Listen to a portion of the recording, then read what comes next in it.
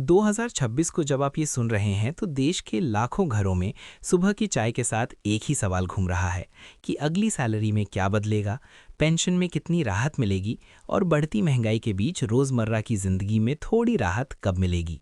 क्योंकि महीने की पहली तारीख बहुतों के लिए सिर्फ कैलेंडर की तारीख नहीं, बल्कि उम्मीद और चिंता दोनों का प्रतीक होती है।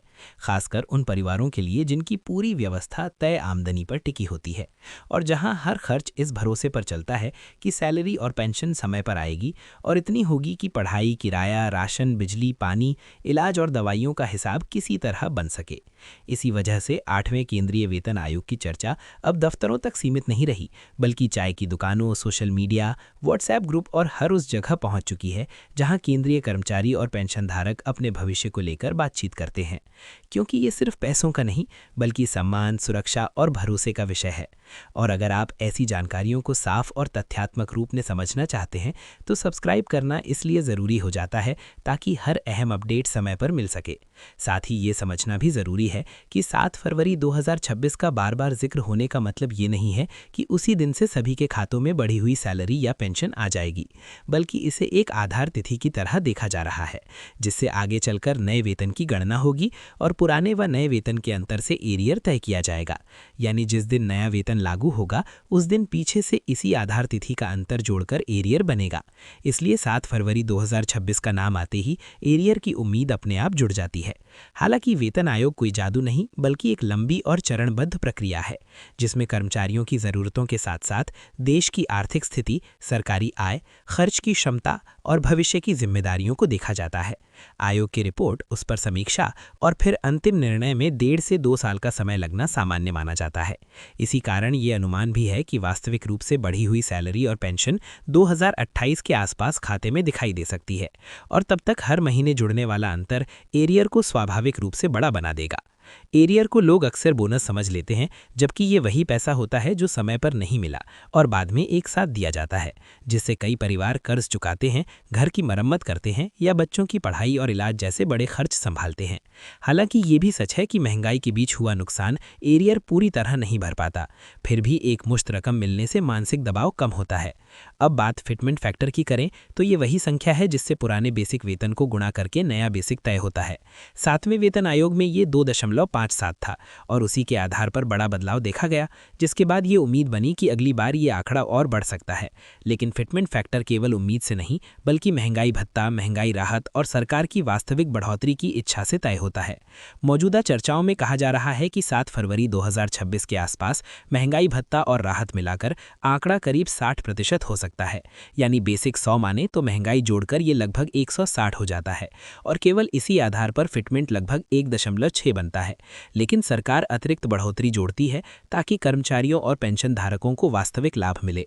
और अगर उदाहरण के तौर पर 20% अतिरिक्त बढ़ोतरी मानी जाए तो कुल फिटमेंट करीब 1.92 के आसपास बैठता है, जिसे कई लोग यथार्थवादी मानते हैं क्योंकि इससे राजकोषीय संतुलन भी बना रहता है और कुछ राहत भी मिलती है।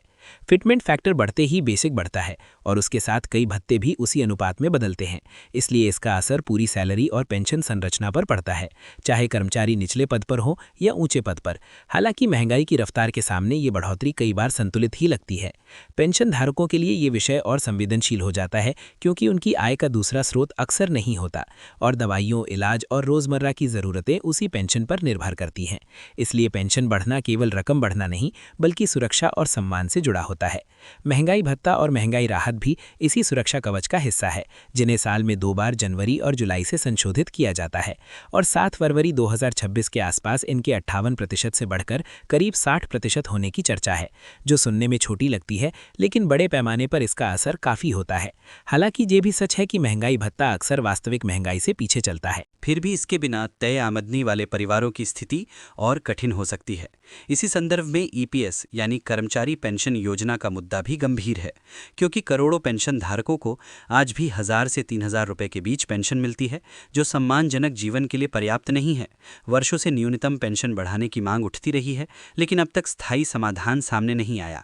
और भले ही 8वें वेतन आयोग का ढांचा सीधे ईपीएस पर लागू ना हो, फिर भी जब बड़े स्तर पर सैलरी और पेंशन बढ़ती है तो ईपीएस पेंशन धारकों की उम्मीदें भी बढ़ती हैं, खासकर इसलिए क्योंकि उनकी पेंशन महंगाई भत्ते से नहीं जुड़ी होती। अगर भविष्य में ईपीएस में महंगाई राहत या न्यूनतम पेंशन बढ़ाने पर ठोस कदम उठके हैं तो ये करोड़ों बुजुर्गों के लिए बड़ी सामाजिक सुरक्षा होगी। अब यह भी समझना जरूरी है कि जब लाखों लोगों की आय बढ़ती है तो उसका असर बाजार, खपत और छोटे कारोबारों तक पहुंचता है, जिससे अर्थव्यवस्था को गति मिलती है।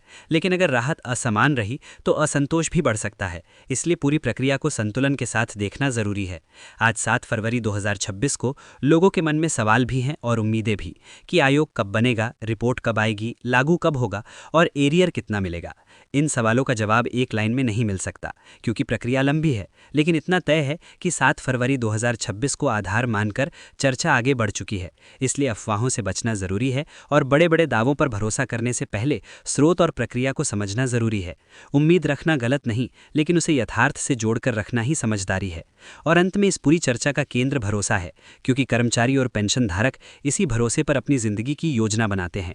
8वां वेतन आयोग राहत की उम्मीद जरूर देता है, लेकिन ये कोई चमत्कार नहीं बल्कि धीरे धीरे बदलाव लाने वाली प्रक्रिया है।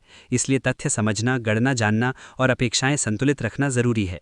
अगर आपने यहाँ तक सुना है तो यह विषय आपके लिए मायने रखता है। ऐसे में सब्सक्राइब जरूर करें, क्योंकि आने वाले समय में इसी मुद्दे पर सबसे ज्यादा अपडेट और चर्चा होने वाली है। अपने अनुभव भी साझा करें ताकि बातचीत और जिम्मेदार बन सके। सुनने के लिए धन्यवाद और अपना तथा अपने परिवार का ध्यान रखें।